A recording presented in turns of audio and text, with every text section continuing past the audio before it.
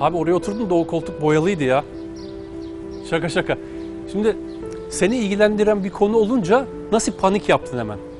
Şimdi insan kendisini çok ilgilendiren bir konu olunca hemen bütün duyularını açar. Pür dikkat kesilir. İnceler, araştırır, ne oluyor der, bütün detaylarına bakar. Vakit harcar, uğraşır, kafa yorar. Ama her nasılsa insan evreni, Allah'ı, bizi neden yarattığını, neden geldiğimizi, nereye gideceğimizi böyle bir panik, heyecanla araştırmaz. Sakince, sanki genel kültür dersi işliyormuş gibi öyle dinlesem de olur, dinlemesem de olur gibisinden uzaktan dinler.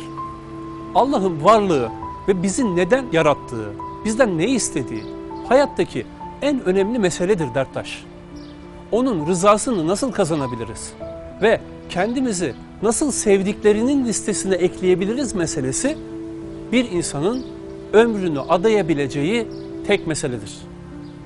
Neyse ki böyle düşünen insanlar hala varlar. Güzel insanların hepsi atlara binip gitmediler. Hala güzel insanlar var bir yerlerde. 200'e yakın seminer yaptık. Seminerden ayrılanlar gözlerinde bir ışıltıyla, kalplerinde bir dertle ayrılıyorlar. Herkes hazır aslında güzel insan olmaya. Sadece bilmek istiyorlar, duymak istiyorlar. Kendileri gibi Allah'ı sevmeye talip insanların var olduğunu görmek istiyorlar. Müsterih olsunlar. Asla yalnız değiliz ve asla yalnız yürümeyeceğiz derttaşlar.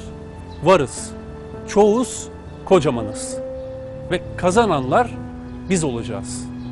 Sakın unutma, ahirette muhatapımız Allah'sa bugün de burada tek muhatapımız Allah'tır. Ve Allah'ı seçenler kazanacak. Cihan unutma, iftardan sonra çay koy da yeniden başlayalım. Siz de bizim gibi düşünüyor, hissediyor, bu videoların insanlara, gençlere faydalı olduğuna inanıyorsanız beğeni, yorum ve paylaşımlarınızla destek olabilirsiniz. Eyvallah.